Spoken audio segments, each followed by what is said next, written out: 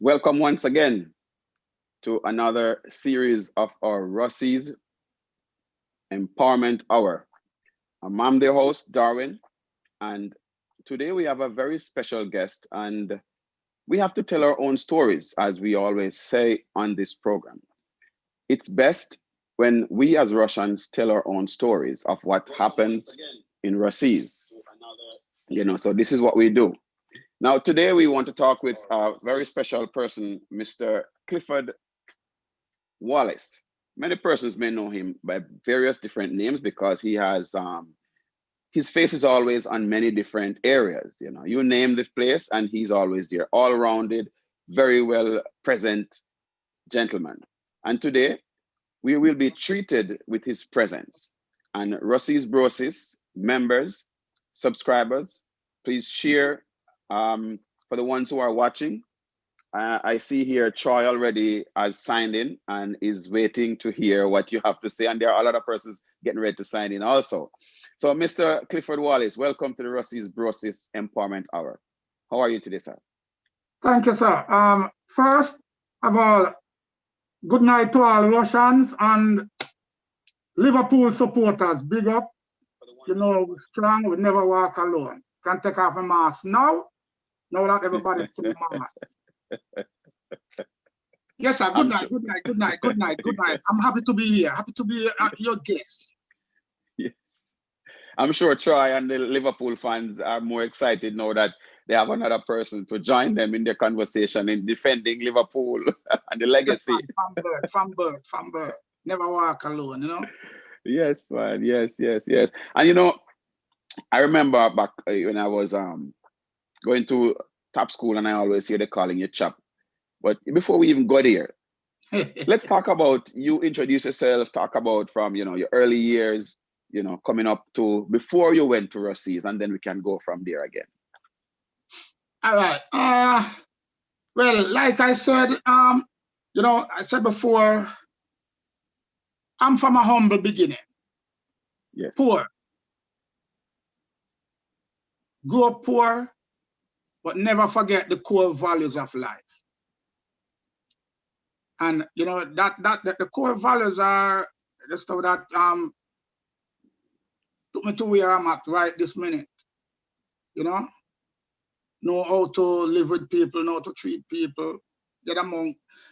Basically, I can live with just about anybody, even the devil if him come. I know how to live with people. Yes. Yes.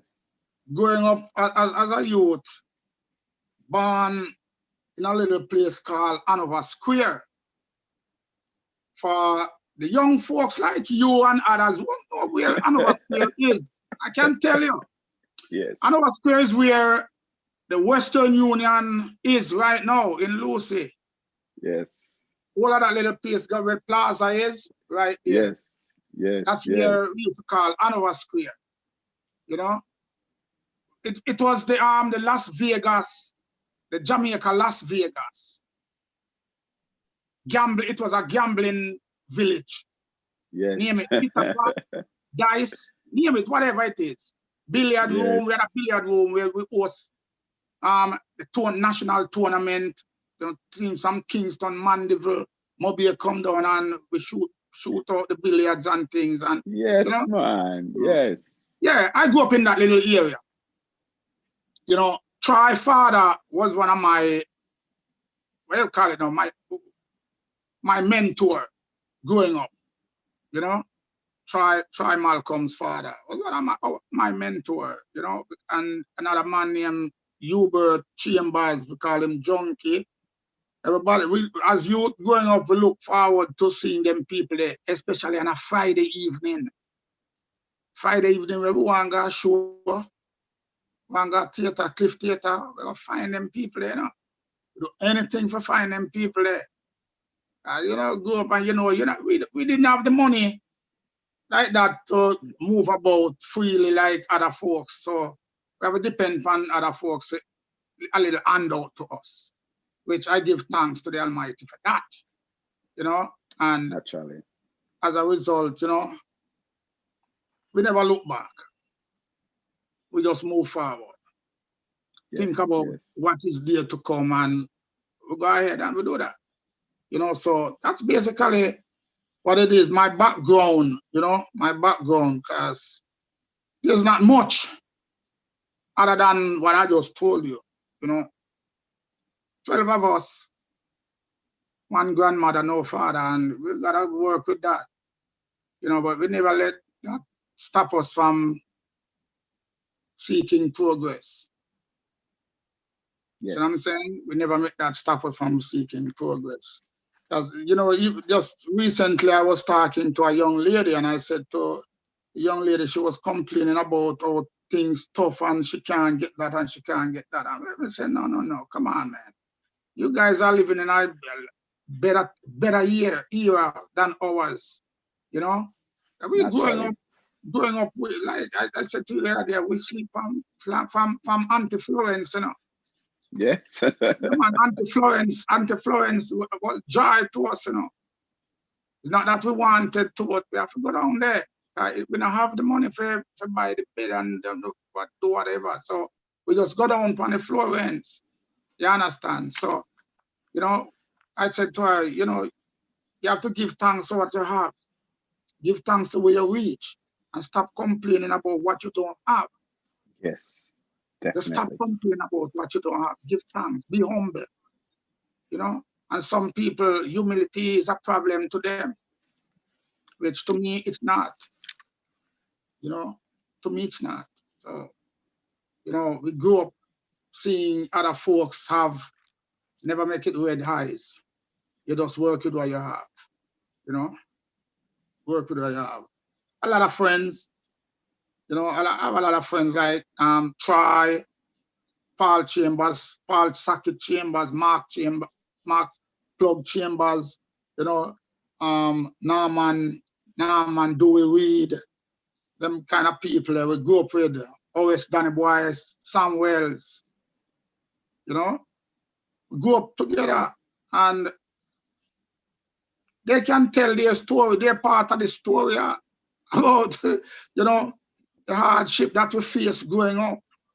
Some have it a little easier than some, but we all face hard times, So that's basically the background. My background is basically this.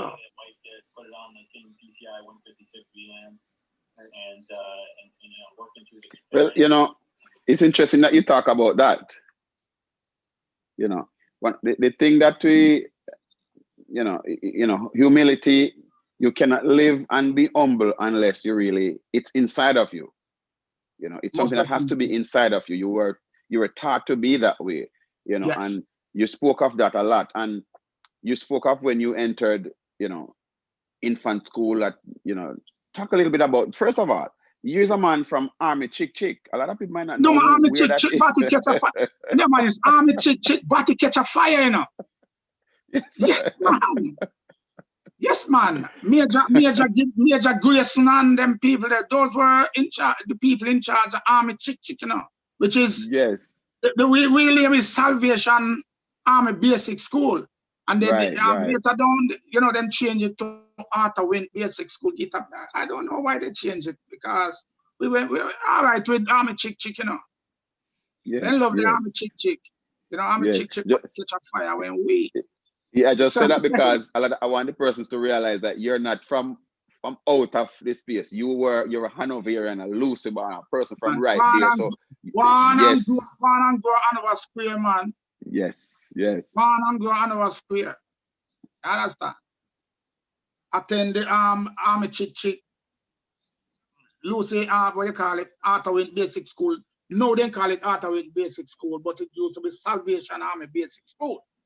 So yes, I didn't go to Arthur Basic School. I don't know where you are.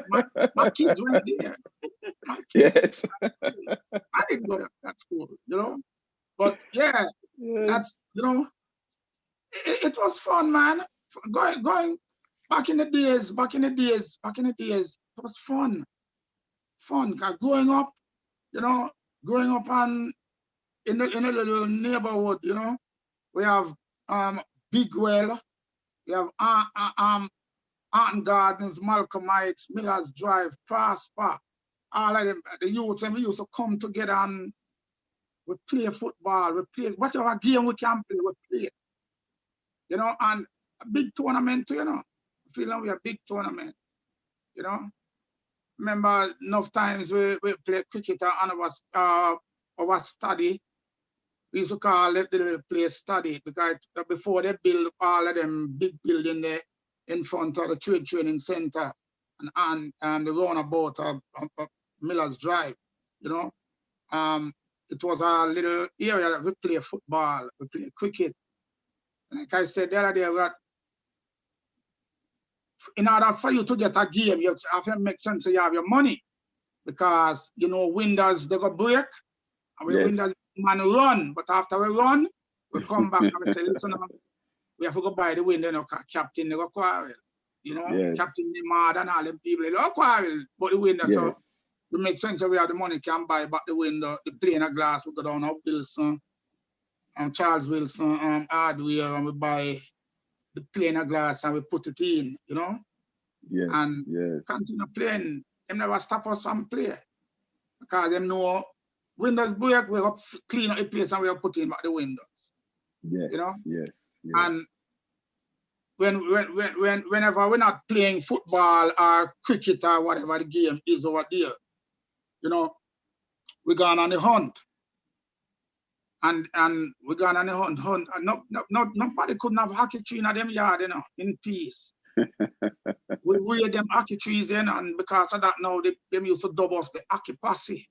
Hockey posse? You remember who was in the hockey posse? Yeah, man, the hockey posse, man. You have Troy Malcolm, Norman Dewey Reed, Mark Chambers, Danny Boy, that's what we call him. Some call him Podo, some call him Danny Boy. Is Horace Samuel, Sheridan, the mayor, the mayor right now, used to be a part of the system. Leroy Spiggy Buckner, and them youth there, Vernon Reed, and we used to wear the people in hockey tree, roast bread food. Sometimes we don't really have no fish to go with it, you know, no saltfish and nothing, you know. It's just the hockey and the breadfruit, you know. And I tell you this, is one breadfruit to a man, you know. Yes, man, one breadfruit to a man. Each person holding one breadfruit, you know. And one thing that we used to do is that in order to prepare the hockey, you know, a man have to go for something that them yard can coming up because we don't have no money for buy. So a man go get one tomato, a man go get one onion, a man go get little cooking oil. And like I told you the other day that there was this guy, we call him, his name is Anthony O'Connor. And he was living right in front of our study. We was 9 breadfruit. He was a part of the 9. It was 9 breadfruit and said to the man, listen up, go over your yard, go take a little Miss Dulcie. His mother name was Dulcie O'Connor. We said, go take a little Miss Dulcie, cooking oil can come. The man go over and come back and say the oil a little bit in the jug so he can't really take up none. We say, yeah? All right, no, that's nothing. So after other man go get oil and things and come and we set up the hockey, you know, no fish with it, you know, just hockey and breadfruit. You know? Now I was in charge. So guess what? Peel a man breadfruit and sharing food and Tone get a breadfruit and no fat, no oil. Never can no oil come. He's supposed to get and no can none come. So him not get none. Get none. You get out, say him not get none. We are work as a team, you know. We are work as a team. Yeah, man. So you have to live up. Try put something and you not put no, you ain't gonna get none, man. We can't do that. Yeah, man, that's true, man. That's a lesson taught, you know.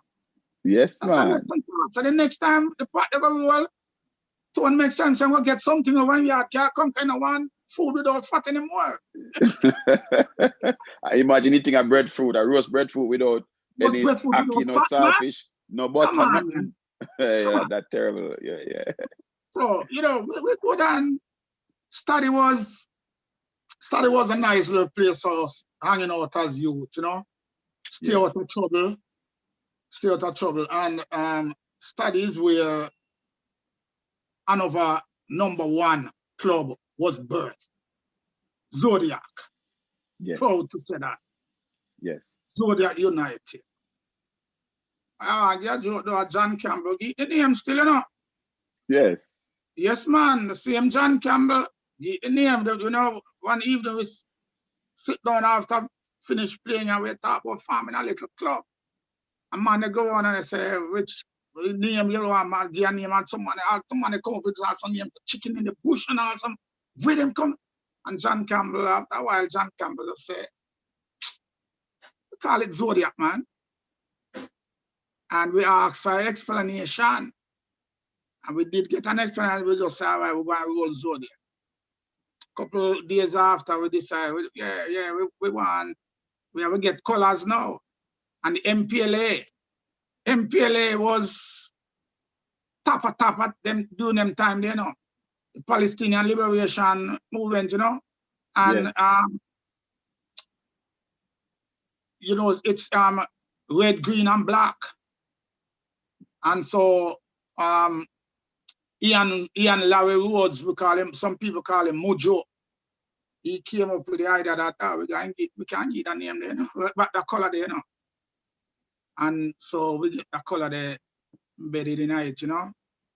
And we start out as a youth club this and make progress, you know, and make progress. And there are values that we instill in the young players, them, you know, like Sefton, Nanarel Walker, Leroy Piggy Buckner, you know, Stanford Party, Reed and them guys there, young boys, them, those kids were way younger than us. Yes. You know, but them have to respect the elders, because we were elders to those kids, you know. Yes. And during them time, you know, we formed this thing called Devil's Island. We had this thing called Devil's Island. Yes. The building, when they were building them, the Ottoman Basic School, you know, there had a lot of sand and stuff. We had youth club members. We carry the sand, after drop it off, we carry it from outside, inside, and dump it inside. And, yeah. you know, Okay. free, you know, free. We work on that. We work on that, man, day in, day out, man. Night and day, we work on that. Even when it's time to paint the place, we have to scrub rub the wall with broken tile and building block. The only man get paid to work in that place when it's time for paint, you know, was Centipede Uncle. Yes. You know, because he was a trade man, so he get paid. And Capo, that are Dial Chambers and Lenny Chambers, old man say, oh, youth club. We pay the trade man, youth club volunteer the service. Yes. At one stage we did upset. To be honest with that, one stage we did upset. But after a while we realized, hey, it's a community service, a civic duty. Yes. You know, yes. Civic duty. So we just work with that. Which nowadays you don't find civic duty anymore, you know.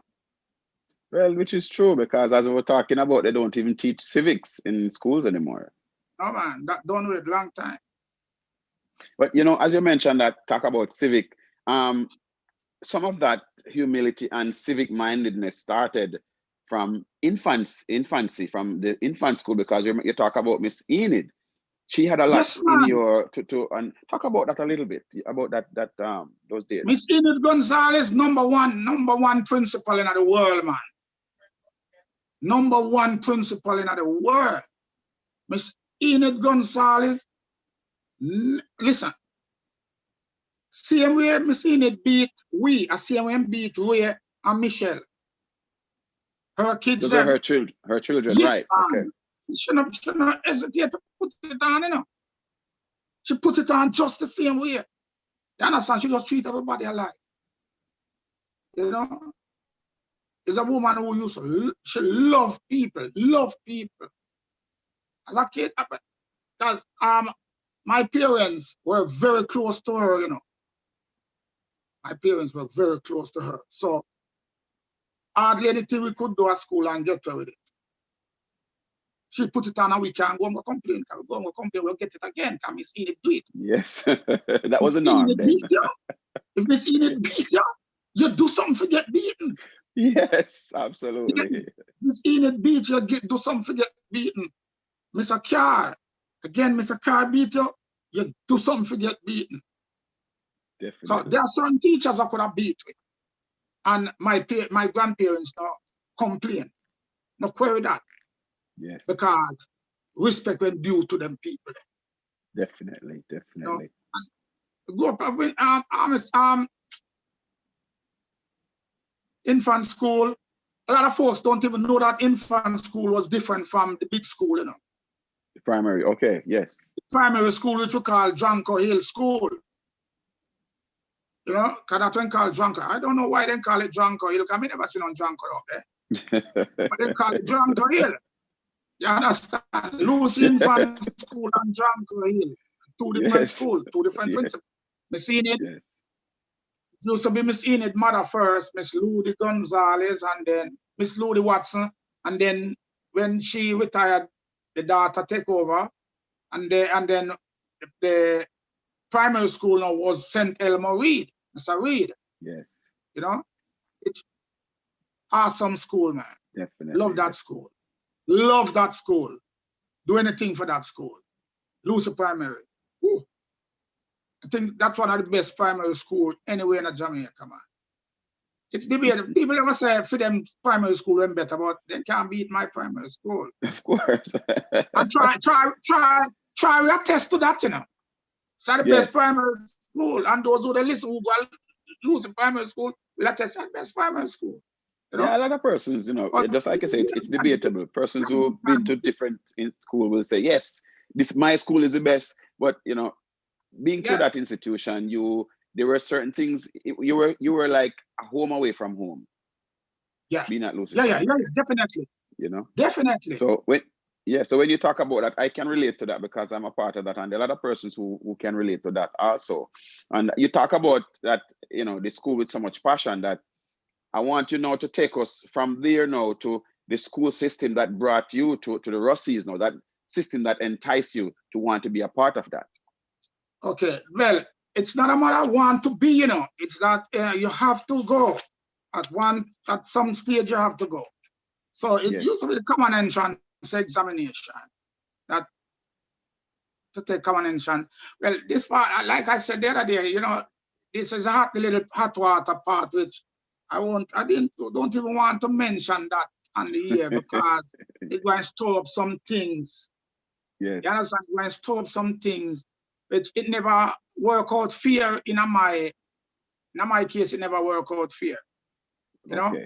Never work out fair in my case because I didn't get the chance to sit the common entrance because some foul play by a particular teacher and a favored student who they didn't like me.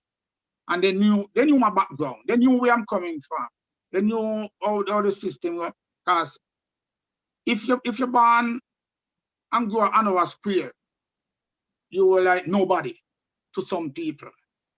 I got you know? You were like nobody to some people. Well, prove them wrong. Prove them wrong, man. Prove them wrong many times. Prove them wrong. So as a result of that, you know, my passport was my birth certificate. My birth certificate was taken away, thrown into a pile or something where never supposed to go in it. You know, and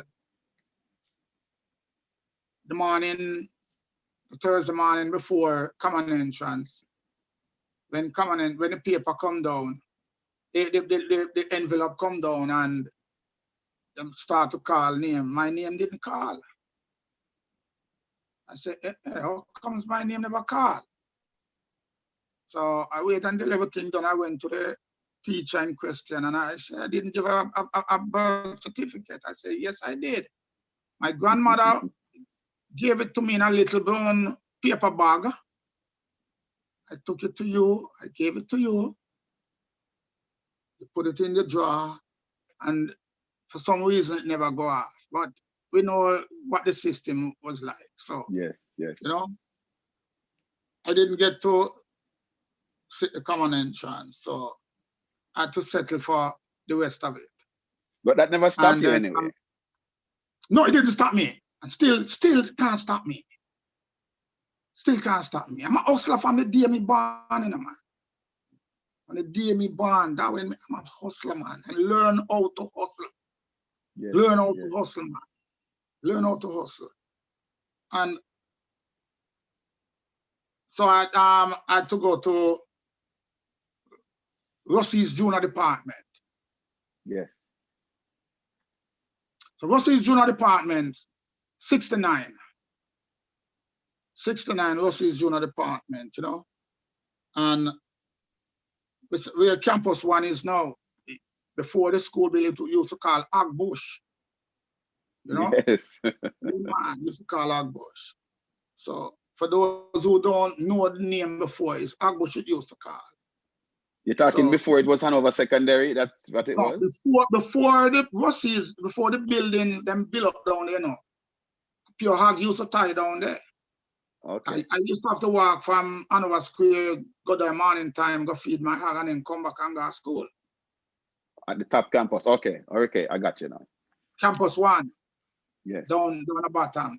So, you know, that's where I went to school, and I went to Ruseas Junior Department, the likes of Jeffrey, Errol Jeffrey, and Nelson and them guys there. You know, we go down to school down there, and some people move on later on, move on to campus, where campus 2 is now, which is the senior school.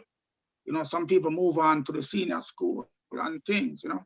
And I want to just tell you that I was not dunce boy still, you know, because Mr. Dunkley can attest to that. I was not dunce boy. Yes. I was up there. I was always in the top 5 in my class.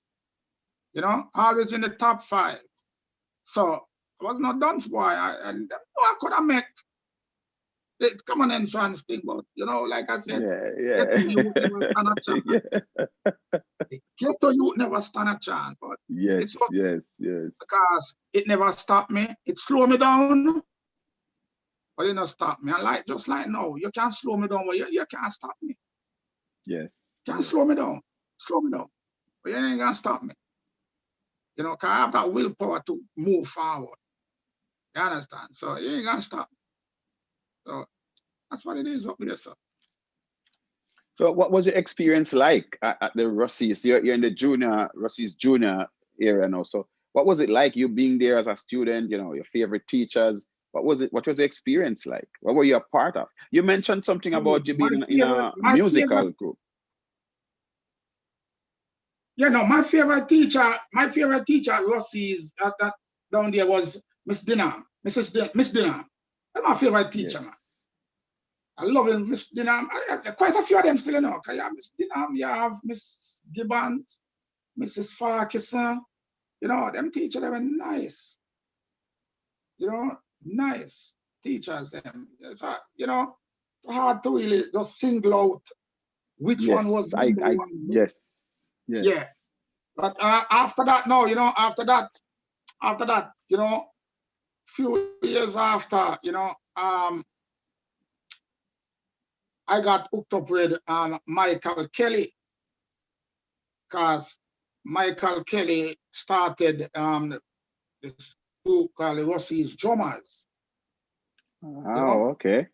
Ruseas Drummers, which I know a lot of folks don't even know about it, never hear about it. You know, but the Ruseas Drummers, and the Ruseas Drummers consist of Alfred Forrester, Nigel Slowly, Mikey Kelly, Carlton Garden, Vincent Miller, yours truly Clifford, and Vernon Reed, you know, Junior Getton, Linda Craigie, and you know, the latter part of that, Dr. Sykes. Dr. Sykes became a part of the group later down, you know. Yes, and we did Ruseas proud, you know. we did Ruseas Pro because we perform at various functions throughout the parish. You know, went on to represent Hanover at the cultural development finals in Kingston, Ward Theatre. You know, oh yes, talk about that, because another person didn't know Ruseas had a music group. Yeah, man, Ward Theatre is like Broadway, you know. Yes, of You know, course. it's a dream of young people man. to be a part of Broadway up here. It's the same way down at Jamaica. Dream to be a part of that function, that group, and to get yourself on Ward Theatre stage, you know. And we went to Ward Theatre and perform against the likes of Light of Saba, and a group from UWI, Homo Genie, you know. But the thing is that we reached there late. Because we had some mishap on the road where, you know, when transit just to come out, you know, Harbour Parkinson at a transit, and he was the one taking us to Kingston. And when we reached Mount Rasa,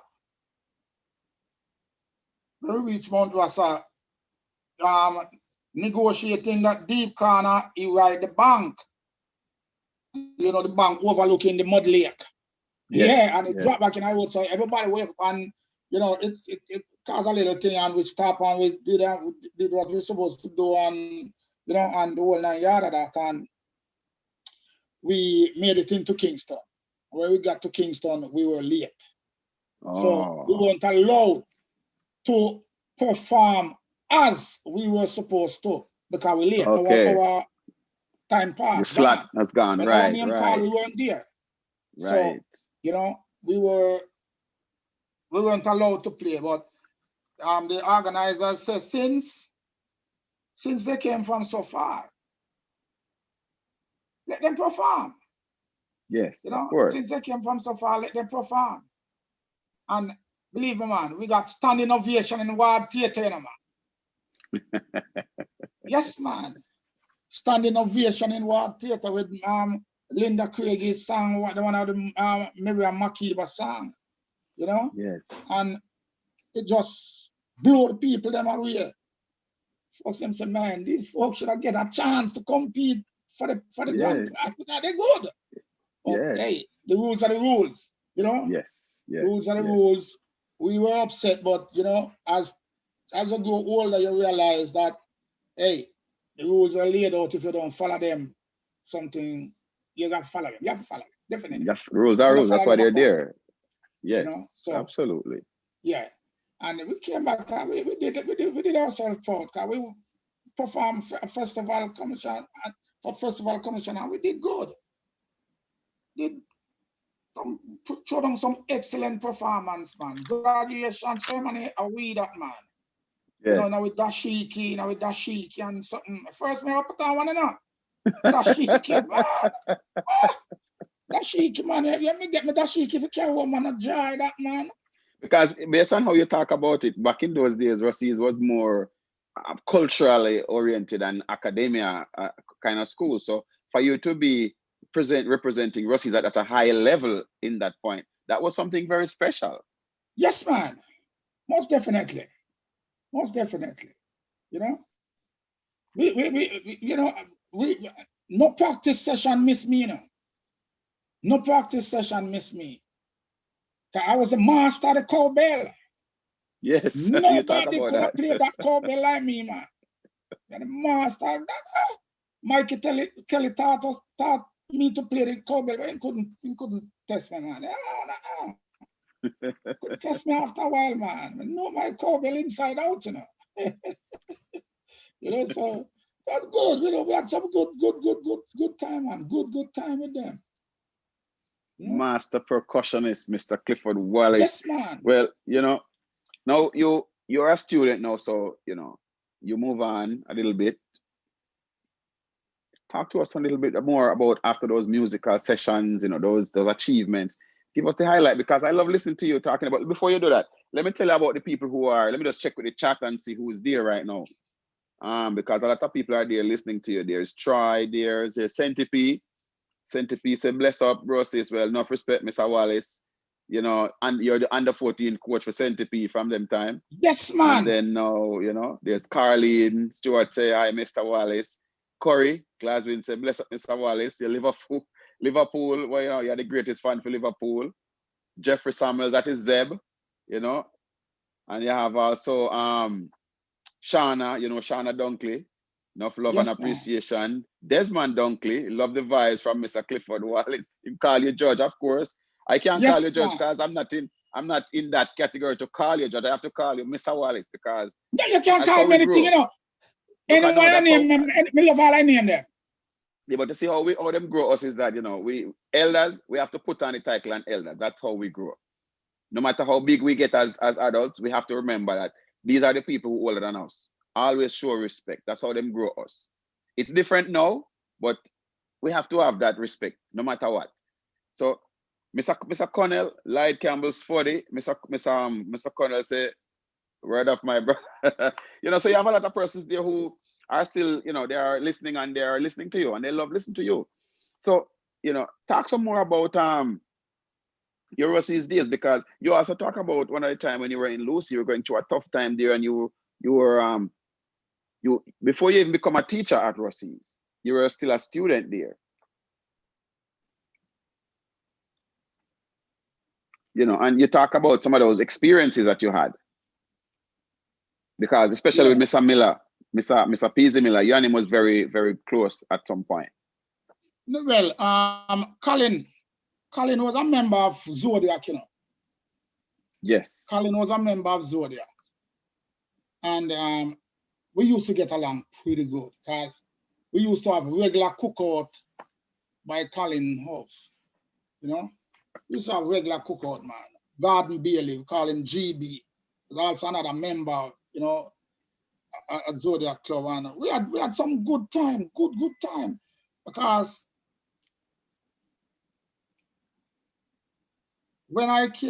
after I went to Cuba, well, let me just touch on the Cuba thing for you so that I can move to the Colin Miller part. Okay, you know, good. Because 1978, Good Friday. You know, as you growing up in a Lucy, you know, nowhere to go. We don't have nowhere to go because we don't have no money for travel, go nowhere. So we just hang out and we play with football, with cricket, with whatever we do and just enjoy life. And that Good Friday morning, about 10 little minutes after 10, going 11 o'clock, we were sitting by John Campbell's Coleman Place, 300, you know, yes. And I saw Clayton Solomon coming up the road in an escort. I showed at him and him pointing finger in the go up the road. So I didn't know what the pointing the finger mean. So we said, well, split the group and some go through the bus park and go around Market Road, and some of us run up the main street. We go up. He was at Shell gas station. I went over to his car and I asked him, what can he do for me? And he said, ask me if you have a passport. I said, no. And he said, whoa, if you had a passport, I could send you to Cuba next month, which was the May month. Right. I said, man, I don't have one. I said, but I can't get my passport, though, you know. He said, well, if you can't get a passport and let me get it in time, then you can go. I put it on your name and you get it to me and you can go. So I went to Plug and Socket them and we talked about it, you know. I said, I'll talk to Plug grandfather, Mas Nate, see if we can go wash dishes and make a money to pay for my passport. I mean, not nobody pay for my passport. $8 for the passport, I mean, not nobody to pay for it. $8 was a lot of money then time. $8 a whole heap of money. Forget $8 for man. Don't forget $8. We go to Marsnet and me explain to Marsnet, and Marsnet said, I can wash dishes. I'm gonna wash dishes and do any little adds like grate the coconut to make the puff, and you know, grind the bread for the stiffener for the patty meat, you know, and split some lagwood and get the oven up and running. And, you know, once you done wash dishes and no dishes that you have to wash, nobody now look on you to sit down and pay, you know. So I find something to do. I work way through this, you know, and some learn to bake and all of them stuff. And he said, okay, $28 for the week. $28 for the week, me I get, you know. Happy. That's not bad. Yeah, man. No, of course. man, I want to work for money, man. Rich. Rich. So we get the $28 and carry the passport form and things go Montego Bay. There was a man called Mr. Mark. He used to deal with passport. So you carry stuff to him and him take it from you and him carry it back Kingston. So him charge a fee, you know. Him charge a fee. So, you know, pay him and him get. But when after me carry stuff go give him now, the daytime tell me, sir, this stuff, the passport will come back. The passport didn't come back. Passport was supposed to come the Monday. Passport never come. So I got on Monday and so schedule. So Tuesday I go pick up the passport for him. Passport never come. So when me go and say him they go back at town Thursday. So the passport already when him go up, so Friday me pick it up. Now me never realized say at the Wednesday at the deadline for the passport reach Salah Kingston. So me go get the passport. Me go get the, when him send out go me say everything work here. Now the Thursday night was youth club night. Thursday night a youth club night, you know, and you know we used to have youth club meeting our training center, Lucy Trade Training Center. And the man them have big send-off party for me, you know, man. Big send-off party, man, them have for me, you know. Send me to Kingston, send me off to Cuba.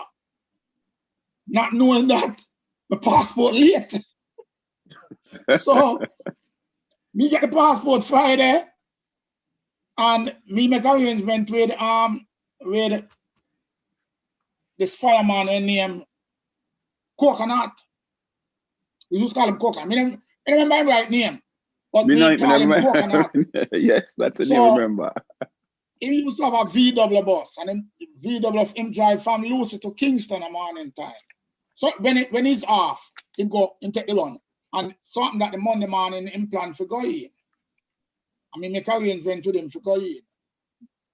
The same Monday morning was the first major gas strike they have in Jamaica, All Island strike. So Sunday night, me go check Coconut, and we check Coconut say, because the problem with them have with the gas and things, they might have left 12 o'clock instead of 2 o'clock. Oh. They left 2 o'clock, they might have left 12. So anything can be, the traffic can get to Kingston early. So all right, and catch Coconut and go in, you know, with Dulcimina, you know Dulcimina grip? Yeah, man. I know those who are listening, you know what Dulcimina grip? I want a little brown grip, you know, man. Dulcimina. I mean, I'm much in it, you know. I'm not much in it. It's not that big. I got on with my Dulcimina because at the following Wednesday, we are going now. So the deadline was to carry the passport this Wednesday, and we are going next Wednesday.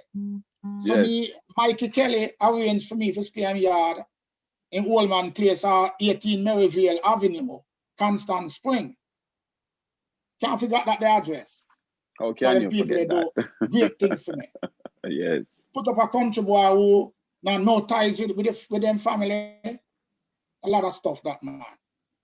And that's why I always have a shout out to Mikey and Mikey family, you know. They did a lot of good for me. And we go in the morning, we're going. When we reach Kitnam Park, we see the first roadblock. But we already almost in a Kingston. And I downtown. I forgot all the way up arena. Like no, I went downtown. Then Kingston Mall. So we just shot it across 3 Mile and go across and go down the side. We go down there. When we go in, the man said to me reach there minutes after 6, you know. Wow, early. And now open till 9. Office open 9 and me did after 6 and me early. I don't want to just play and the people like me can't reach Kingston. And the people have send off party for me already. Can't do that. Can't go back. Yeah. We can't late after that Kingston. I reach Kingston and sit down Kingston Mall until the place open. And I go in and the man say, Clifford, you're late. Yesterday, last week on Wednesday, you ain't supposed to carry your passport, you know. All the passport gone at Cuban embassy already, Mr. Salah. Mr. Salah, you can't do that to me. Salah, me can't go back a country. Salah, me can't go back a country. Because the people them don't have celebration and give me the dues that they collect. The dues that they collect Thursday night, me get it as my pocket money. Me can't go back a country, man. Yes. No, so me can't do that. And he said, all right. And call this brother named Keith Latimore. And said to Latin, say, Lati, come here. Catch a bike and come run the passport over Cuban embassy. Give it to Mr. Estrada. And tell Estrada, say, at the first passport me get. And because at the first passport me get it very early, me never remember put it. So am my fault and another youth fault, am my fault. And him say, all right, that's good. Wow. Him take it and him catch one, you know the S90 by them. Yes, man. The S90 and wheel it, go across and go run on Estrada and it over to Estrada. Come back and say, Estrada, take it. So fine. So Mikey Kelly, the evening Mikey Kelly, old man come and pick me up. He came and got Maryville over the house and I stay at the house Monday night, Tuesday night. Now at 9 o'clock we reach down at the mall, you know, Kingston Mall. Me up for after 4, you know. I mean, I'm late again. No. You get me? Can't afford for late again. Me late one time. Get me, can't afford for late again, man. So, early, sit down. I tell you, I went breakfast. All the people make breakfast, me can't eat no breakfast. Anxiety can kill me. We will want to show at Kingston Mall in the hand. Wow, we at Kingston Mall to be shot. Anyway, and it's about 7 o'clock, he said to me, sir, everything ready. He was in charge of national insurance scheme. Yes. So he said, yes. 7 o'clock, I'm ready to leave out. And he said, all right, I'm going to take my dulcimine and jump in the car, you know, sir. I'm carry go down there again. Me early again, you know. Yes. Early down there, so now, I sit down and wait until them open, you know. Wednesday morning. Wait until them open, and after them open, some of them come on them. Everybody go upstairs and I see some man they come with some fancy suitcase and some suitcase how hang the way can pull it. And I say, dulcimine. When me go up with me dulcimine, you know, one lady, when I secretary up there, you know, named Veronica say, hey, me know some people still carry them sitting here. That's how we them sitting here. Dulcimine, I don't want to laugh after, you know, sir. But me not pay no mind because me know my intent, me want to Cuba. Yes. No matter where. Look, so ridicule me some more. Me they got yes. Cuba, then me come figure them me want to go. Yes, sir, definitely. Anyway, when Salah come meet the group now, 30 of us sitting in the waiting room, and him come and him say, about minutes to 10 o'clock,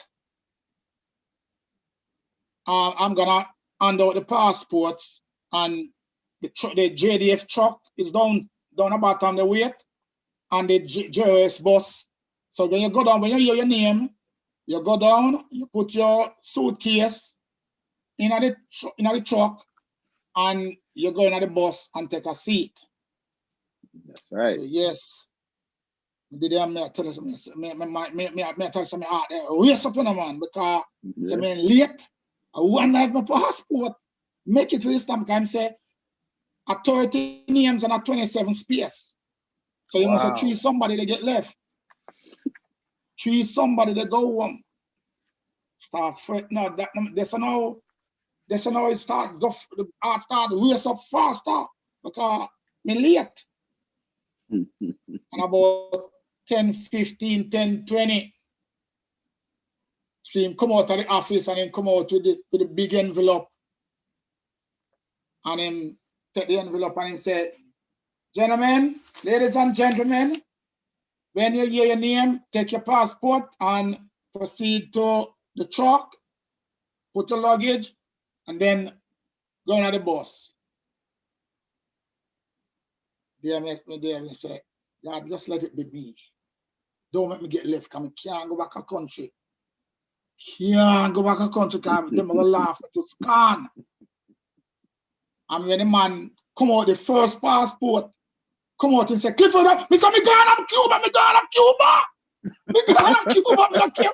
Me not be say, who else get through? Me know me gone to Cuba, because me first get passport. Yes. When me grab my suit, me grab my dulcimine, you know. And me got the elevator first. Me don't know nothing about elevator. Me don't know how to do the elevator. Turn fool, me turn up at the elevator. And the mailman, the brother was do mail deliver for the building. Him see me and he say, where you going? Downstairs? I say, yeah man, I go downstairs. I go down the truck. And he say, come. I'm going and him pressing button. Poor me don't know what button for pressing button and me hold on. Me hold on pan the wheel in the elevator, sir. I ride it down, I come out, me going. So for me put my suitcase, don't see me in the truck, I behind the driver's seat, me sit down, you know, kind of left me. I mean, I see them, they go. Yes, sir. And then everybody come down. Me don't know who get left. I'm in the business with them. Me don't know nobody up there. And then come down, we go airport and we go Cuba. Cuba, that was an experience, you know? Yes. That was an experience going to Cuba. So, went to Cuba and no Spanish at that time because they gave us an interpreter. They gave us an interpreter, brother named Fermin. And Fermin was very good. English went up there, turn up, holy. And we did the course and came home, not knowing that it was a trial thing for us, you know. And after we finished, did 1 month, my specialization at the time was volleyball. And did the volleyball course 1 month and we came home. And we came home later that month in June, it was in June, later that month they had crossed the harbor with our daughter and them put on cross the harbor thing, you know. And they crossed the harbor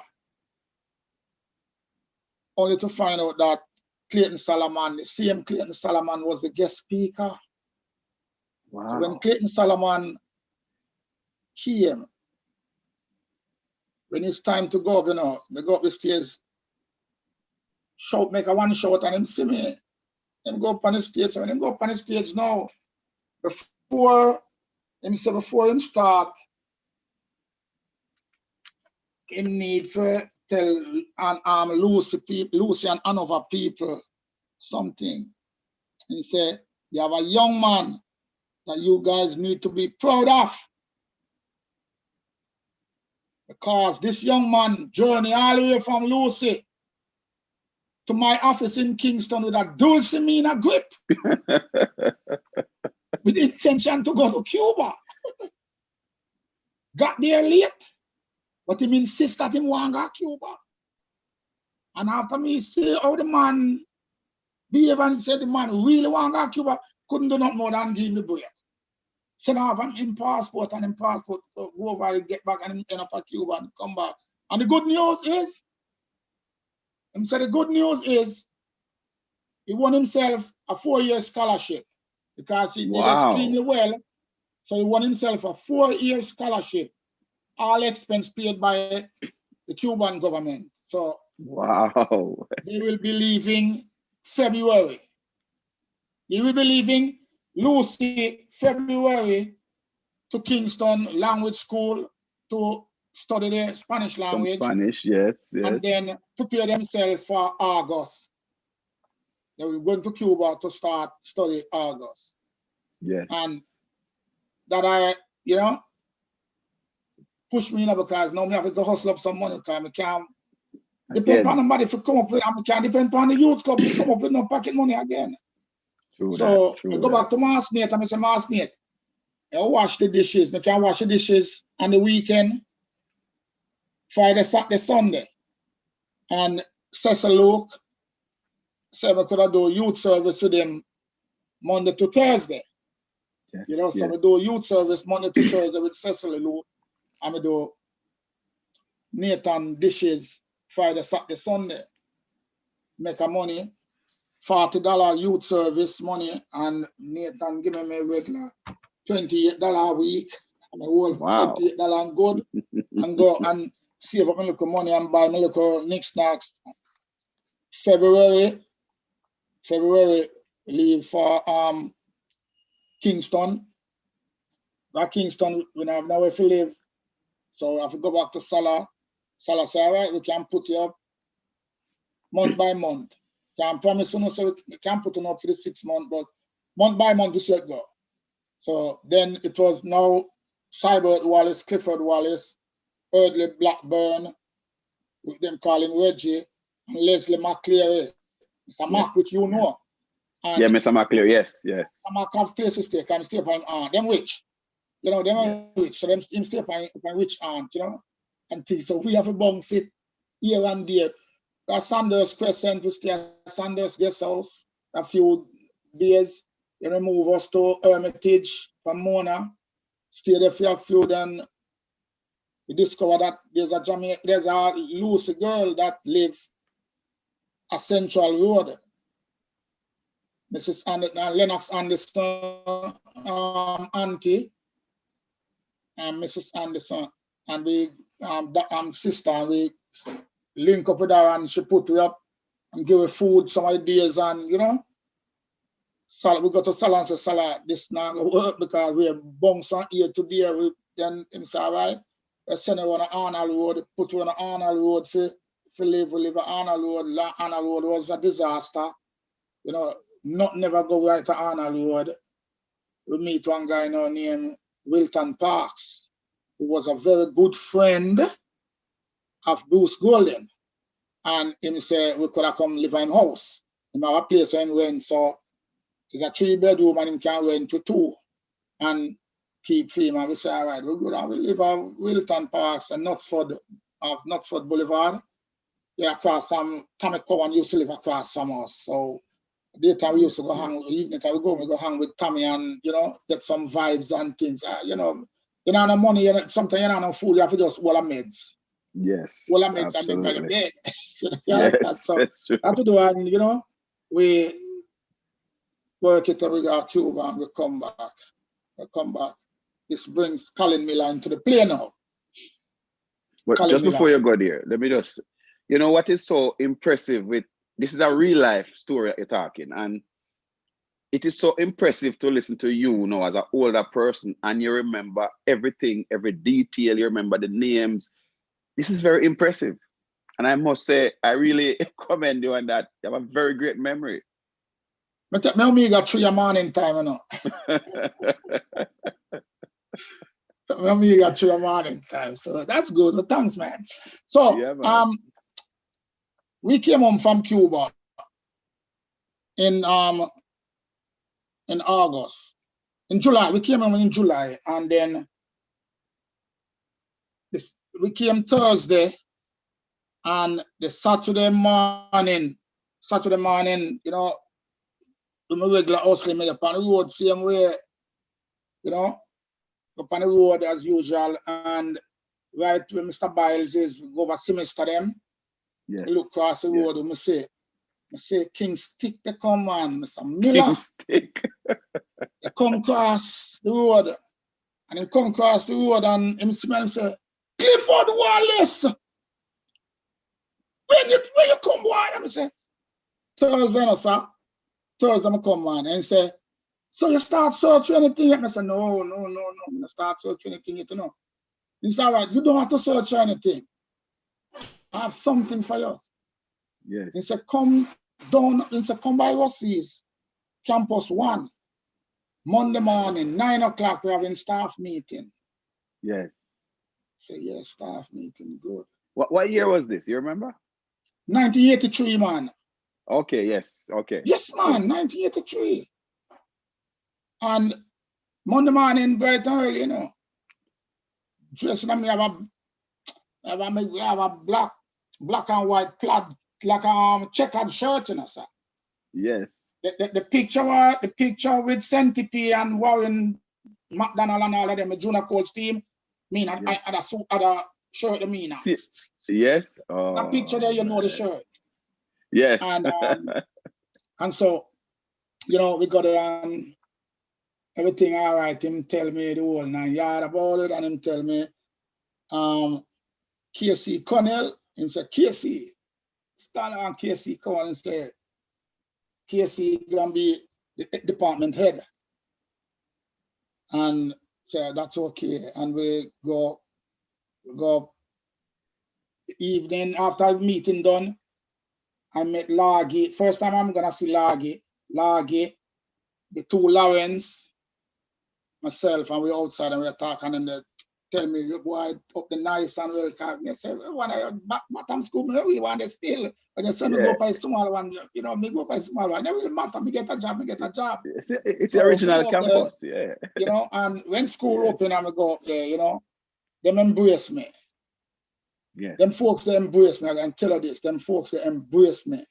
It's a Mrs. family. Mitchell, Ada Mitchell, yes, you know, Evelyn Jones, you know, them people, they embrace me.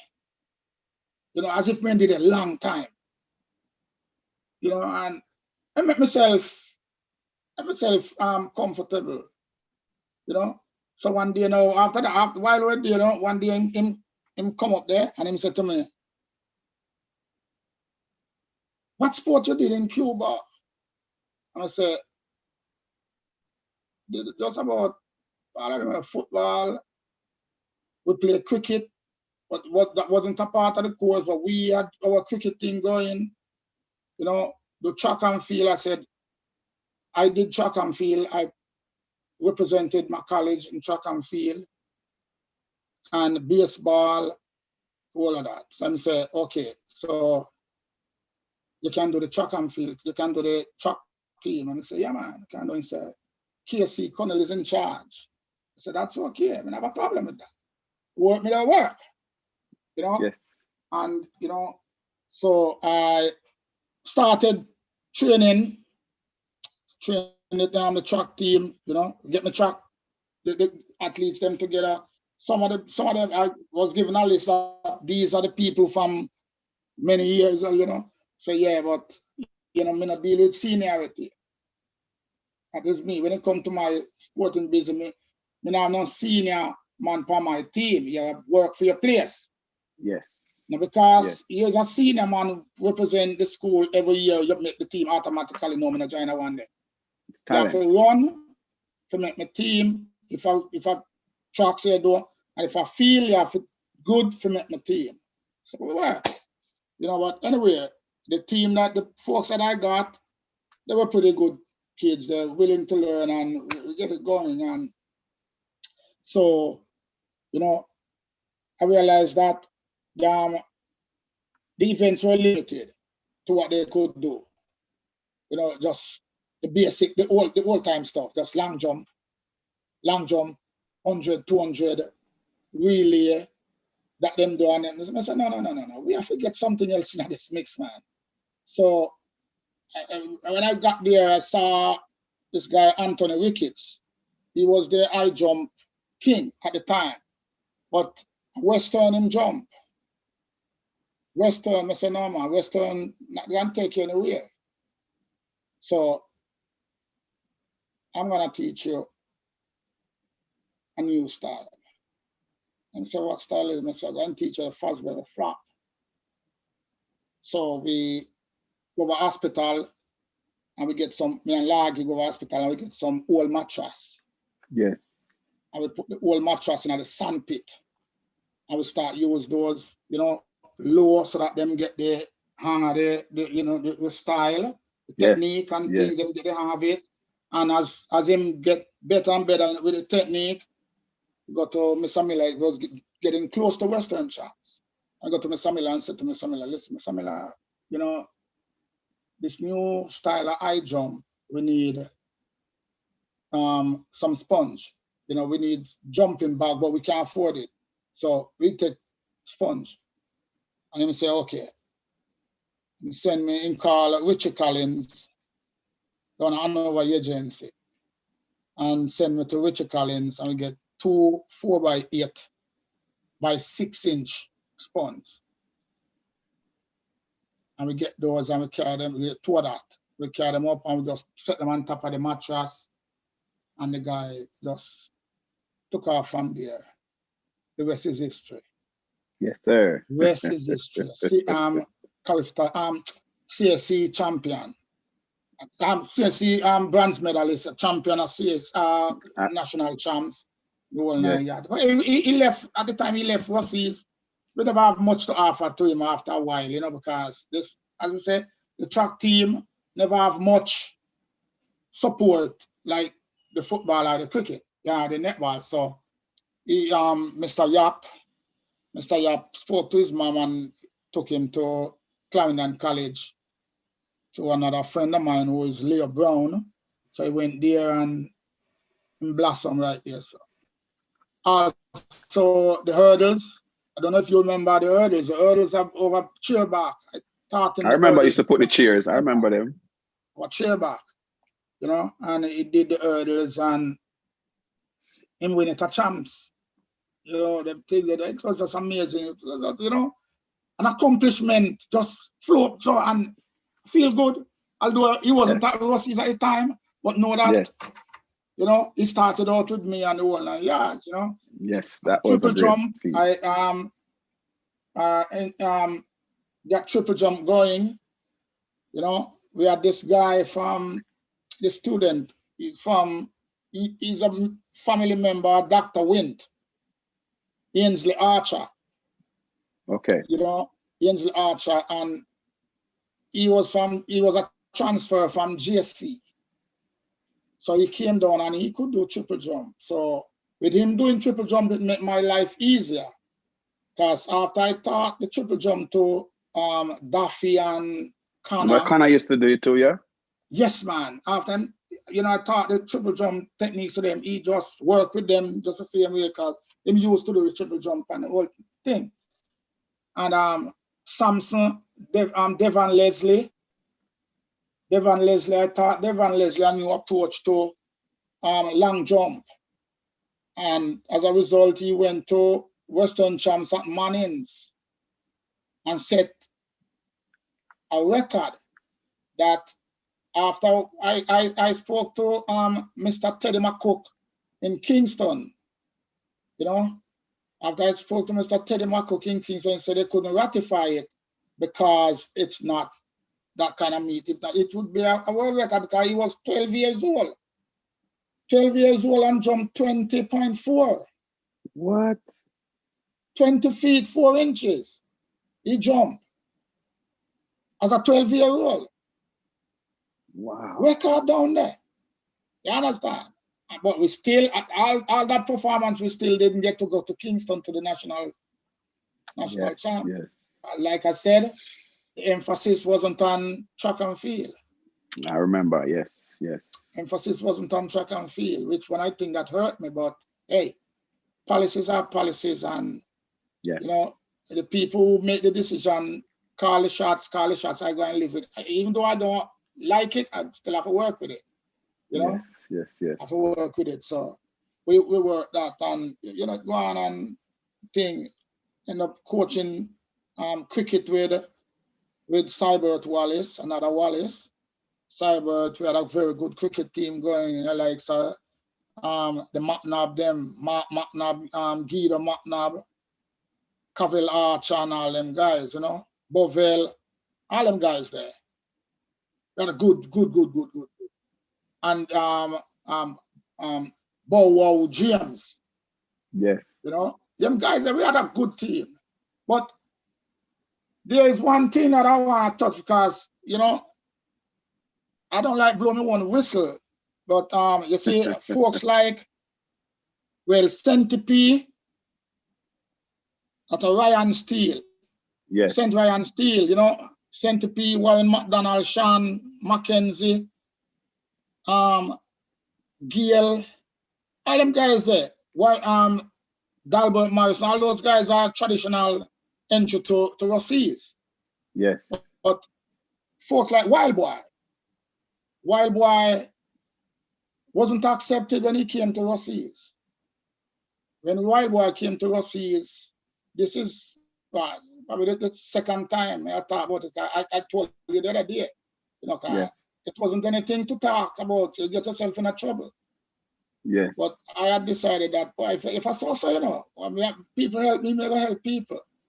You know, so they came down. This guy, there was a Finland guy from senior school who used to help with the youth program at Moby, and him carried on a whole bunch of them, you know, whole set up of folks, carried on.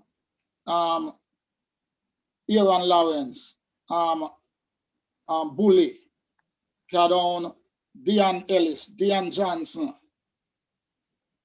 Colin Tugwell, God Smite, and all them guys, them carry them down. Yes. We couldn't take them because Mr. Miller said, can't take so much people. So we pick out the crop. When can't take him, pick out the crop of what we want. And we take up and we say, boy, look at me, say, boy, hard, you know. Me remember how Solomon do all this stuff him do forget me, forgot Cuba. I do something for them youth, you know. So there are two teachers who were my confidants, you know. Two teachers there. I go to them and say, yeah, me now. They have some youth and you know but I like them youth because some track people, some of them are tracks and them can do other stuff. So, you know, but I like squeeze them in your class. Cause politics are politics. Me know the system and know that the official registration with the ministry is not before November 1st. Yes. What folks don't know, but it's November 1st is the official registration as far as ministry is concerned. So the folks who come in the like September, October, you know, that's a window for transfer and all them kind of stuff there. Get your records together and send out the official registration list to ministry. So me capitalize on that. I mean squeeze them youth, them teachers this class. Get them going until the real registration come. Them officially on the register list. Them fees and everything pay. Them are officially come back now. at school. Yes. You see me? So that we have to squeeze them youth in and all for folks don't know. Them teachers, we don't know if them tell anybody, but like I tell you now and tell those who listen. So it go. Then some other youth came to Ruseas through me. People like Michael Graham. Michael Graham didn't come to Ruseas to play football, you know. Michael Graham came to Ruseas as an high jumper. Yes, I remember, yes. As an high jumper. This guy named Hulk squeezing Hulk. And some other guys, some of them, I have to remember some of them names from down there. Well, Byron Spence, Mr. Miller when gave permission for Byron and them other guys if come in, you know. But the guys who never get permission for coming in, we had to squeeze in some. Jimmy was given permission because we heard about him. And so he was given permission. He wasn't one of those who have to hide. You know, him coming in through the legal channel, but all of that. So, but that's what it is. You know, it is what it is. You have to help some people because you get help, you have to help people. And you talk about also the hockey team. Yeah, well, hockey, Mrs. Yates, Laura Yates, she started the hockey program and just draw me into the hockey program with her. And me and I worked the hockey program, you know. and we had success from the hockey program. Even right now, we have a Ruseas past student who is on the within the organization. You know, she one of the big coach, travel all over the world. The likes of Anne-Marie Smith. Anne-Marie still with them, right? Yes, man. Anne-Marie one of the big wig, and Anne-Marie a product of Ruseas. Yeah, she was in the class with me too. Yes, and you know, because so after I left Ruseas, I didn't give up hockey. I took the hockey with me to Green Island, and I went to Green Island and start the hockey thing going. And from time to time, Warren had come down and help me. Mr. Taylor, you know, Miss Yates had give me the pointers and stuff, you know. When we train together, like on Saturdays, if we train together on Saturdays, my girls and Miss Yates will say, point out their weakness, and you know, and it's, you know, we work on that and thing. When we travel, most times we travel to tournament, we travel as one in a one bus. Oh yes? Yeah, man. Green Island and Ruseas travel in a one bus because, like we said, the two teams never get the support. They have Right, support. right. You know, and then we used to get the support from Nardwary. Blessings to Nardwary, we used to support with. You know, Mr. Bloomfield, Bloomfield used to be Sandals manager. And Earl Foster used to be Sandals manager. Them people that support me and my hockey team. You know, that at one stage, we turn up for a tournament at Woodside. And at Woodside, Knox College didn't have enough players. So them scrap. And our daughter asked if she could play with me. We say, yes, man, nothing wrong with that. You know, can play, and she was a part of the team and we play. We win the tournament. Come on. I remember you talk about the Ruseas hockey team was so good. My greatest success with the hockey, though, the success with the hockey is that Wales under 23 visit Jamaica. I was going to talk about that. Wales under 23, you know, country, and Kingston is always to this thing. No matter which organization, which sport, Kingston is always a Kingston versus country. Yes. And they didn't select anybody from country to play the Jamaica under 23 at the time. So they under 23, Wales under 23 beat Jamaica under 23, beat Andrews girls, and we get a shot at them. Michelle Holt, who was the president of the association, you know, she used to wait Lloyd, because Lloyd used to play for Jamaica, you know. So she respect Lloyd to the max, and she said, all right, she'll give you a shot after with Wales, you know. And we play Wales down at Ruseas. You have to ask now, we beat Wales, you know, man. Of course, so wheel them. All rural team, coached by myself and Lloyd. And Dan Taylor was a part of the coaching side. We beat Wales under 23, you know. What the national team couldn't do, we do it. Yes. Then them start have all kind of excuse because of the turf. Turf not for the hockey. Yes. Hockey. That's what I got. Hockey. Yes, we play hockey. Yes. Them beat, you know, we beat them. So, Simple. you know, that was my greatest accomplishment as far as hockey is concerned. Although I won my team won the all rural 3 or 4 times, you know. Yes. So that's what it is.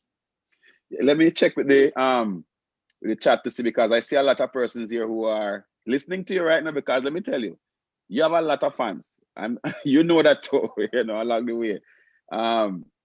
There is let me see what is going on here. There is, yeah, man, Centerpiece, he is a real stalwart.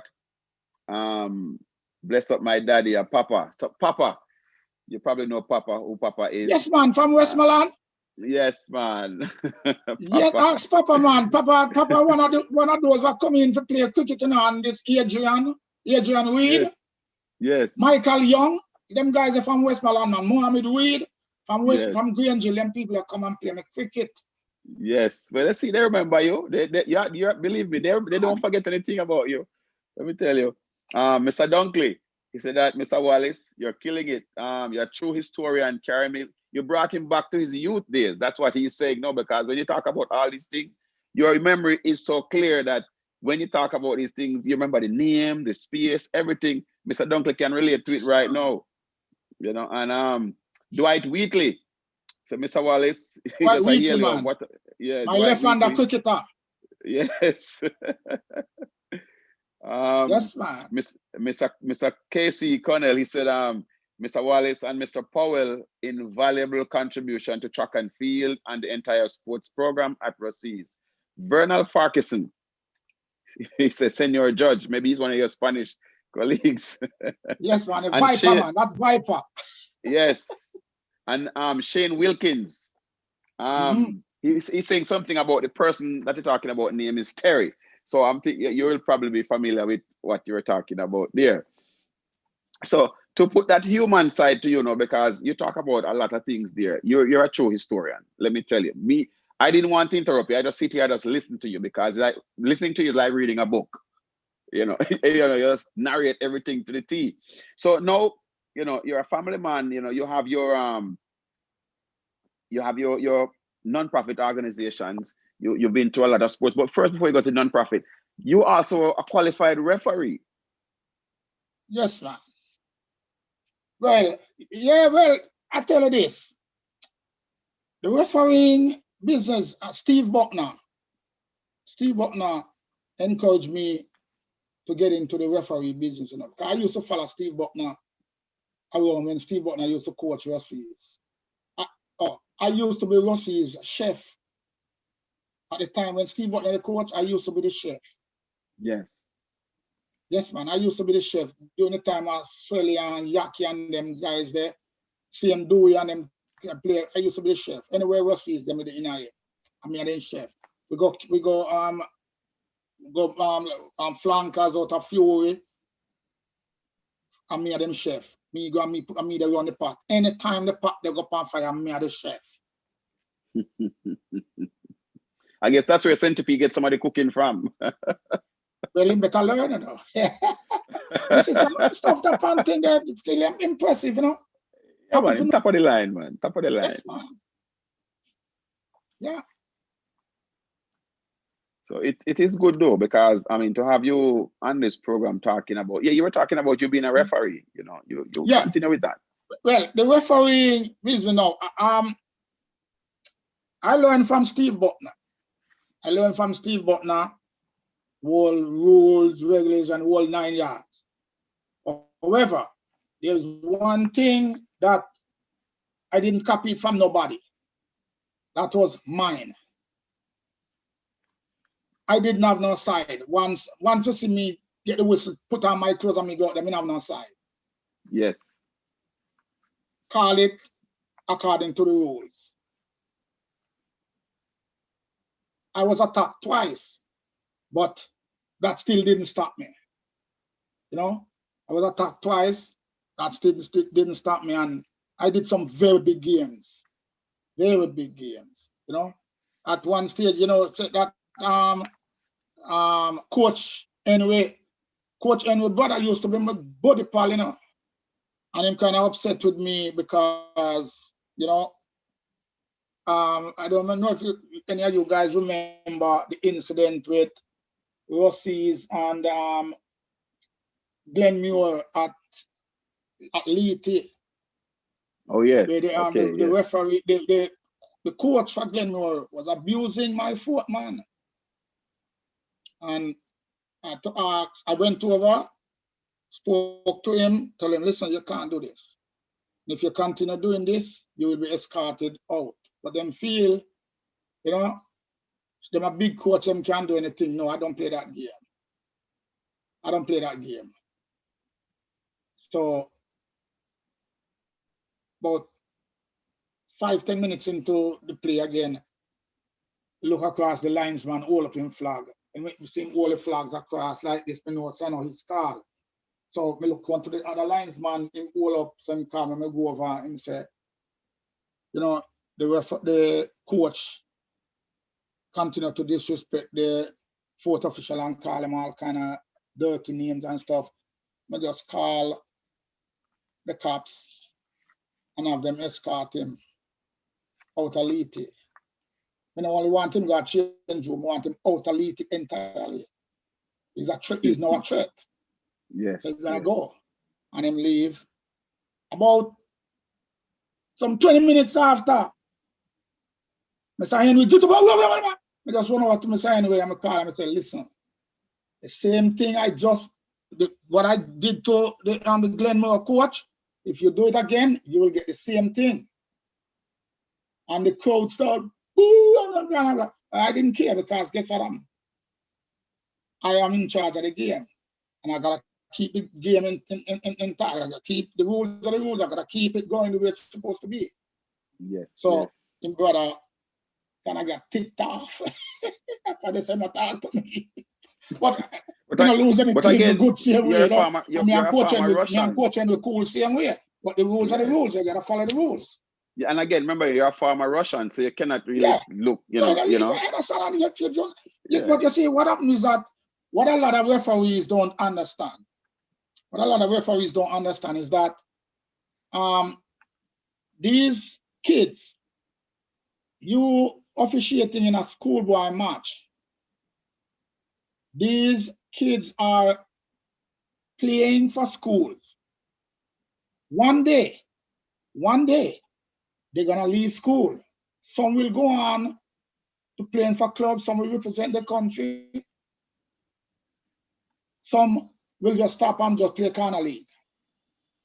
But anywhere they see you, playing for either the club, the country, or the corner league, and you used to cheat, once they see them point finger, oh, the thief and referee, see the thief and referee used to thief them when they got school. Yes. So you gotta keep it straight. Yes. You gotta keep it straight. Because not everything that is good is right. Yes. It's a good thing. It's a good thing. At the moment, yes. At the moment to cheat so that your school win or the team or you like win. But is it the right thing? No. Yes. So not everything that is good is right.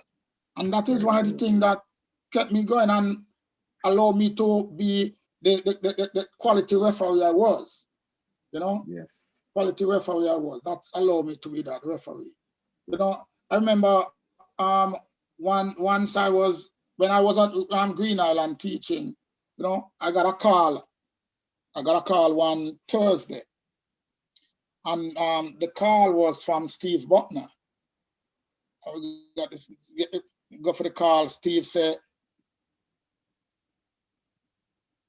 get your team together because you're going to the National Stadium on Sunday. He said, I don't know why. They just called Stuart, tell me to tell Clifford Wallace that he will be doing the match on Sunday. The second game, it's a doubleheader. He will be doing the second game on Sunday at the National Stadium. Yes. At the breathe a sigh of relief. I said, wow. So Steve, you're serious? He said, yes, I'm not joking. I said, who going with me? You? He said, no. Your team, the team that you use in Western Jamaica, that's the team you're going with. He said, okay, sir, everything is all right. So then I called Danny Boy, which is Horace Samuel's brother. He was living at Mountain View. So we called him and we said, listen, I'm coming to Kingston now. I've match Sunday. A stadium, he said, all right. They come, say, I come up on Saturday. The others coming up Sunday, but I'm coming up Saturday because I'm the man in the middle. I have to relax myself and, you know, be in time, get things sorted out and put my thoughts together because it's going to be a big one for me. All the eyes are watching out, all the big guys are there, you know, Westpick Morgan, all of them, Horace Lewis and all them guys, they're the big referees, FIFA referees, all of them out there, so them, oh, look out. So, you know, after have things going the way it's supposed to be. And I was fit like a fiddle, you know. Of course. When the game started. Sunday when I went to the game, I didn't watch the first match. I didn't watch the first match.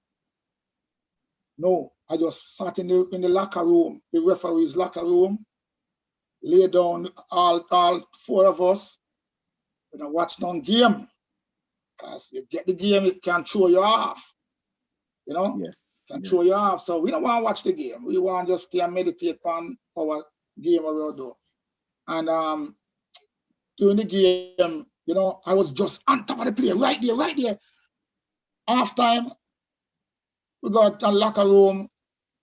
Always Lewis say, you're doing good, but you're just right up. So Clayton Solomon for button and say, if the referees are not within outside inside, you guys complain. No, this man is right and they're seeing all the players, making it the call according to it's supposed to be. And you still complain. What else you want? Leave the man alone. and Carl Stewart said, you're right, Clayton, you're right, Clayton. He's doing a good job. He's doing a good job.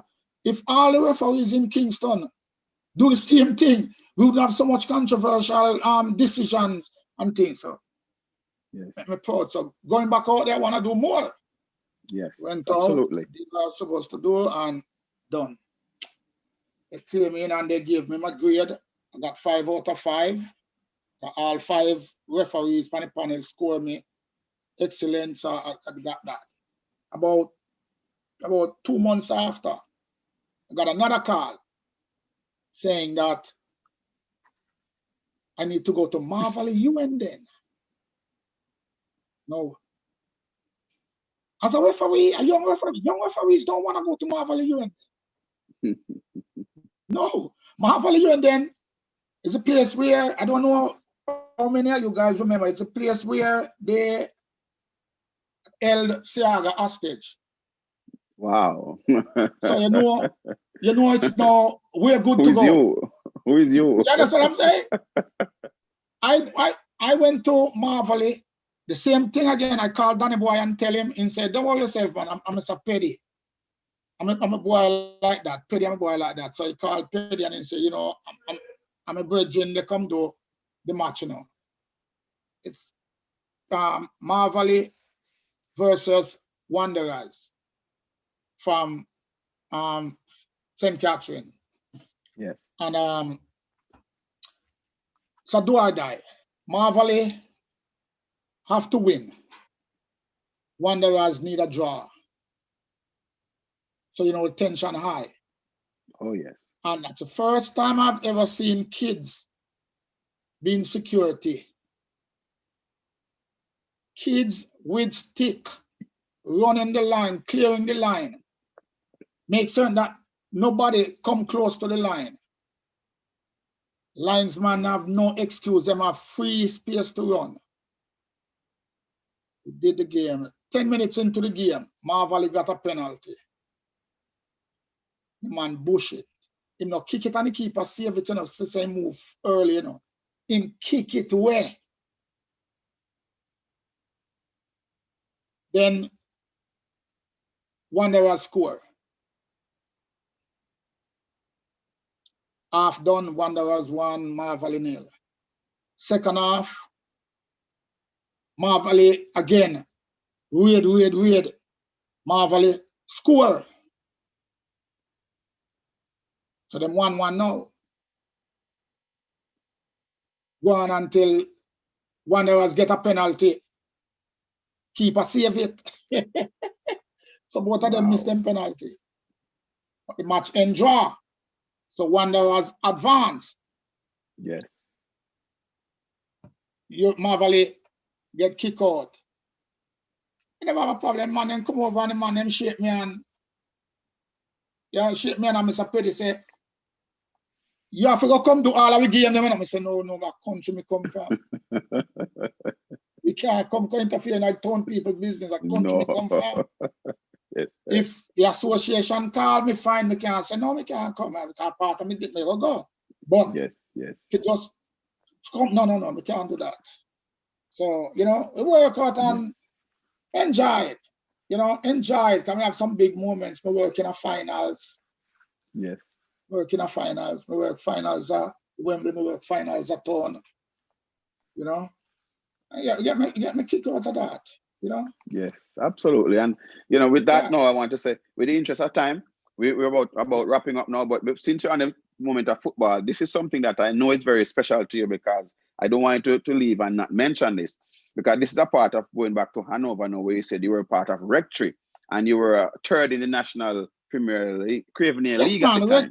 So you're going to talk about that, and then you move Rectory on to came third in your the National Cravener League, man. yes, you mentioned that We beat at some point. we beat Style of Westmoreland, captain by Bim Williams. Yes, man. Stylo Rectory. was what is Reno now. Style is what is now Reno. Yes, yes. Style United. Yes, man. So a lot of people don't even know Hanover had a team that reached that far in our National League. That's why I just had to mention it because I want you Yeah. to talk about that. You know? Since of late them carry this Premier League thing and another team can really do well.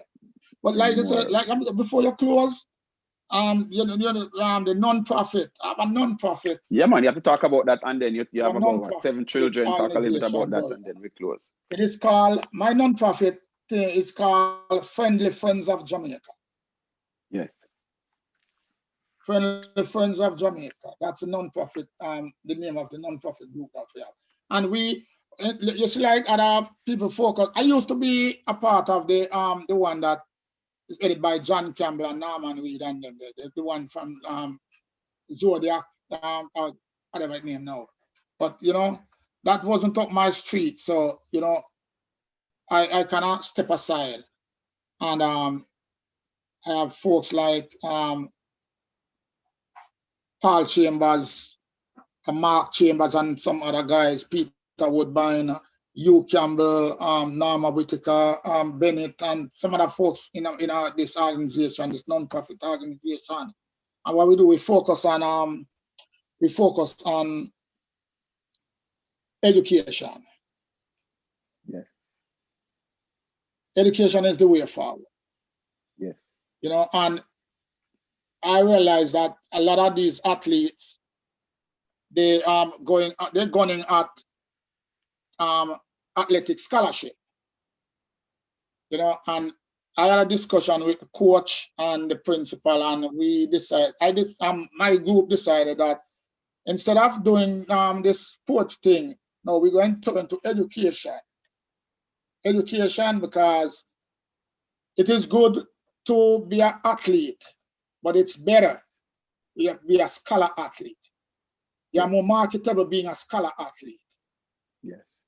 You see what I'm saying? You're more marketable being a scholar athlete. So that's why we kind of focus on education. And right now, our first contribution to them, we send a barrel with food and stuff. The same time we sent off the balls and stuff so that Diggy can get them for the football. You know, so we have that. And we bought some SAT books. Yes. SAT study guide books, and you know, we have them to send off to Jamaica so that the athletes who are within that level can take the thing. And yes, while I was talking to you, just before we started this, I got a message from coach, from the truck coach. You know, I got a message from the truck coach because we asking for some donation to pay the SAT exam fee. okay, So that we will be doing. We will be sending off that money to them so that they can pay the thing for the athletes who yes, are preparing to sit the SAT. You know, yes, we're sending the money so that they can pay it. yes. So you as a person now, you have, you have this humanitarian, this is a humanitarian part about you because you grew up, you know what hardship is. So you're trying to give back because you have already given back a lot. Because the moment you came back to Ruseas and taught, that was giving back. But now you're looking at it from you're looking at the bigger picture, the global scale, and now you're doing this again. Yeah, because as I touched about giving back, because when the scholarship that we got to go to Cuba, we were told by the government that at the end, we have to come back and work for 5 years in the system, which it's just a handful of us came back and work in the system for 5 years or more. You see what I'm saying? Just a handful of us did that. Some people just branch off and for them come, some of them never teach, never go in one classroom because no money in there. True. But a deal is a deal. Yes, sir. A deal is a deal. We made them a promise that yes, if we get this thing, when we finish, we're going to give back. So giving back is not a problem to me. I'm not rich, but I'm also not poor. Yes, sir. Very well said. And the thing, this I'm going to let you have the last word on this. Talk about your family because I know you have a lot. You talk about your children, and you're a family man, no doubt. Talk about that a little bit, and then we can move into closing statements. Well, like I said, I grew up poor. I grew up poor from a very humble beginning, but during all this time, I learned the core values, and I just pass it on to my kids. I have 7 kids, and the 7 kids, my oldest child went to Ruseas. Oldest one went to Ruseas. He participated in the Spanish debate thing for Ruseas. They went as far as finals at a town. He did well. Clifford Wallace. Then all the others. Except for the oldest girl, she went there for a brief stint. She went to Ruseas for a brief stint, and then she came to the States. My second daughter, my second son, he was 9 when he left Jamaica, so he didn't get to go to Ruseas. But them still love Ruseas. Of course. Yeah, them still love Ruseas. And he came to the United States at 9, and he's now a lawyer in Mississippi. Wow. He's a lawyer in Mississippi. And my oldest daughter, she's a nurse in New York. My second daughter, she's finishing up her specialization in medicine in New Jersey. She's at Rohan University right now. And the third daughter, my third daughter, she is a teacher back home. She went to Sam Sharp. My third son, I have 4 girls and 3 boys, and my third son is an accountant at what do you call it? Secret. So one of them hotel Seawin. I used to be Okay. Seawin. Yes. Yeah, and my baby daughter, she's 22 now, and she is on the path to become a psychiatrist. So wow. it pay off. Yes. Yes. It pay off big time. I have a lot to give God thanks for. Yes, sir. Proud to be a father for these kids. So that's what it is. It is what it is, and you have created that environment. Just gotta focus, Yes. Just gotta focus. Humble yourself. Just humble yourself, and everything will work. Yes.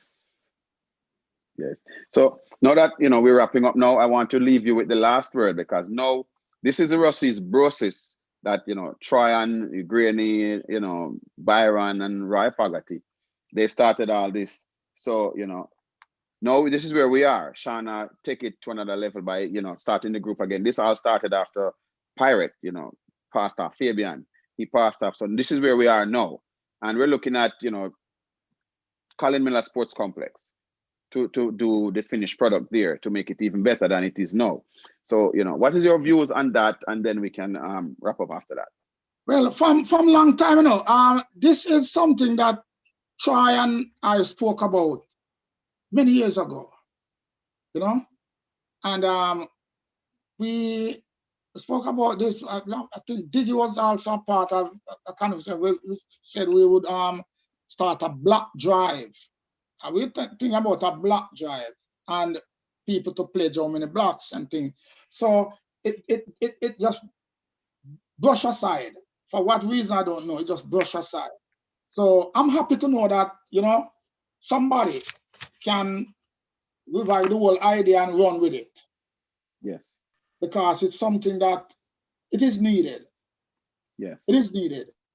For a school that achieved so much, done so much in the football arena, no track and field, and all them stuff, and we don't have anything presentable. We can't even, it's kind of sad.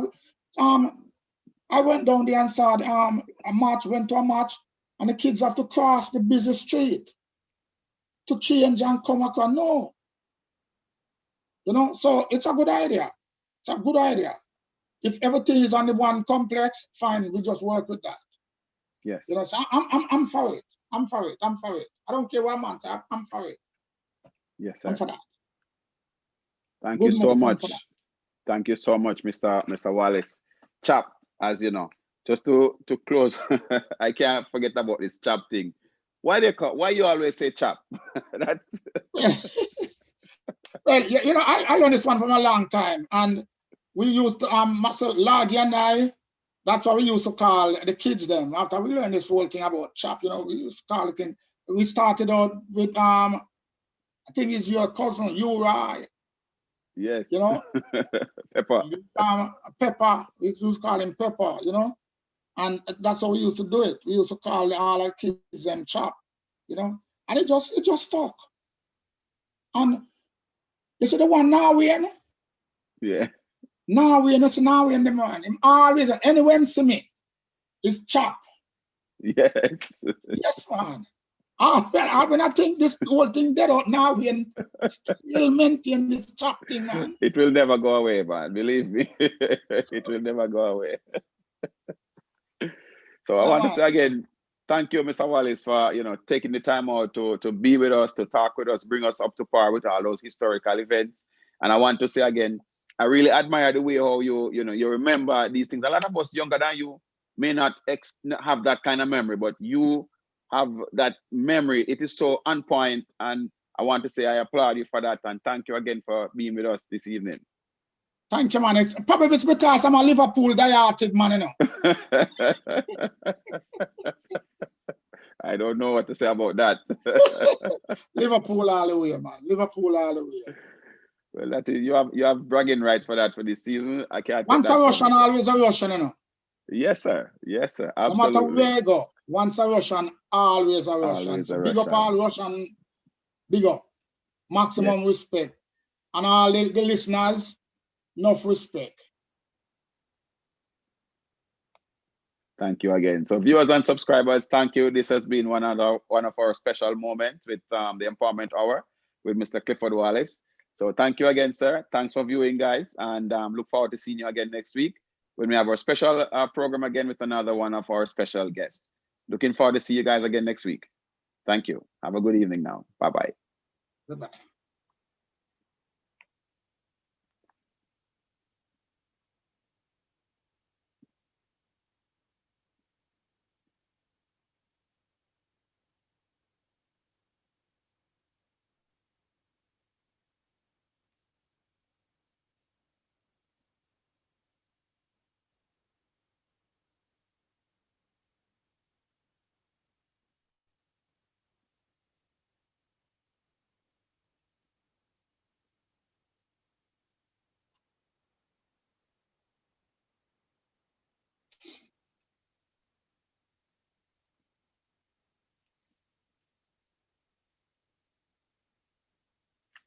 Am I?